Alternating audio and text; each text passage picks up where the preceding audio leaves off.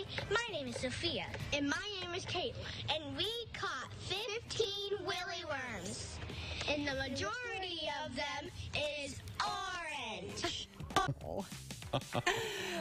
Thanks to Sophia and Caitlin from Fisher for sending those to us, and the majority of them are orange. 15 of them they caught, just for you. Oh, that is so cool.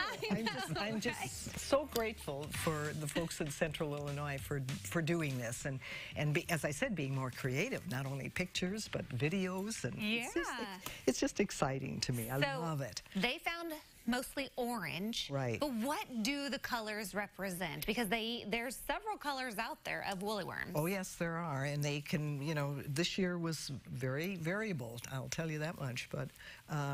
But you look, when I do the research, I look for the color of the worm. What is the predominant bands? Remember I told you 13. So if they're all black, that means it's going to be doggone cold this winter. If they're orange or tan or light brown, it's a mild winter. If they're, you know, black at the front and black at the bottom or at the end, that means we're going to have a cold start, a cold end. But in between, we have brown, so it'll be mild. So you have to look at the coat of the woolly worm, the color, and then you look at the appearance. Is it bushy? Is it thick? Which obviously they're getting warmed up for the winter, which will be cold. Are they spiky? That means it's going to be a lot of ice. So you have to look at the coat itself and the appearance of it and see what it tells. So from front to back on the woolly worm, we're actually looking as winter as it progresses from sort of November through until the end. Interesting. And then the third thing I look for is the direction in which they're moving. Now this is harder because people would actually have to stop and see which way is it going. Right. But if they're going south, just like snowbirds, we want to find something warmer. So that means cold winter. Now, if they're traveling north, that means, oh, not going to be too bad. I'll stick around here. Now, do woolly worms, are they aware that at the rate they travel, getting south, they're not going to make it very far by, say, December, I wouldn't think. Not very far at all. They actually move pretty fast, but it takes them 2 minutes to cross the road.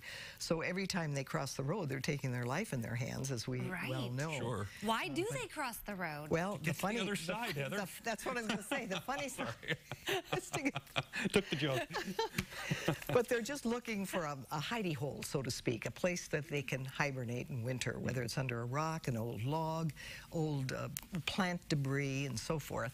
Yeah. So that's what they're looking for. Well, let's take a look at some of these pictures that we're going to scroll through here. Yeah. So would you call that one pretty bushy? That's bushy. That's pretty bushy. That's pretty thick and bushy. I think I might it'd be hard to tell the difference between bushy and spiky.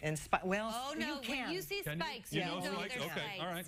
They're definitely spiky. Most of them were bushy or semi-bushy from the ones that look at tiny that one. That's a little baby one. Yeah. It'll take 3 minutes to cross the road for that guy. That's right.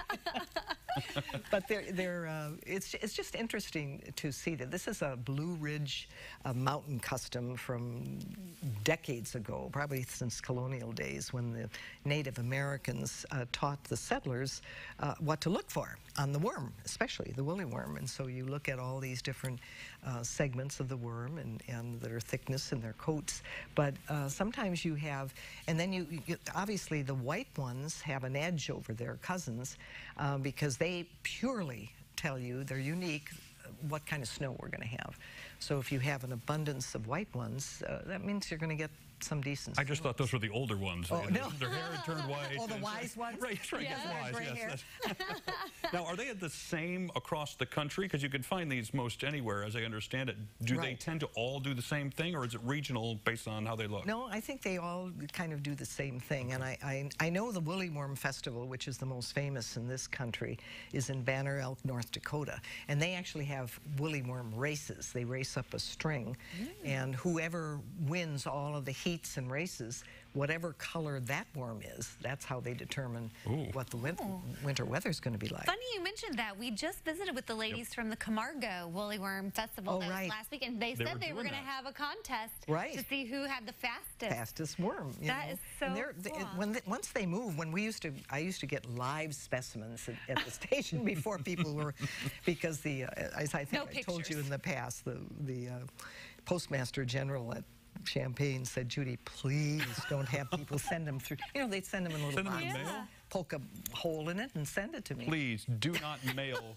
your woolly worms. Because they found that they were getting out. Maybe they didn't have enough to eat and they were getting skinnier or something, but they were out.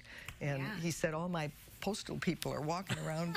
I'm going to step on these things. So I couldn't do that anymore. So. Well, let's talk statistics. Yes. What we've figured out for this season without giving away the full report. How are things looking? Well, let's say it's been a variable worm sighting this year. Okay.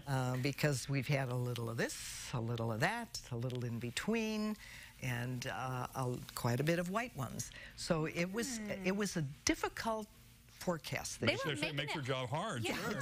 Making it hard on Judy. Yes. So it looks like 44% were black. Right. 36% were the brown, the beige, the orange, and the yellow. So those all kind of get grouped together. Right. The brown, the lighter orange ones. color. Right, exactly. Okay. And so I look for the predominance of worms across central Illinois, and that's kind of how I base my forecast. But when it's so divided, it's a little difficult. Sure. So this year was a bit of a challenge. Well, I'm working my way to the edge of my seat, just moving right up here, so we can be. I'm anxious. I want to know. As do several other people here in central Illinois. So what is the official forecast? Judy's going to share that with us coming up. We're going to pull our best Ryan Seacrest.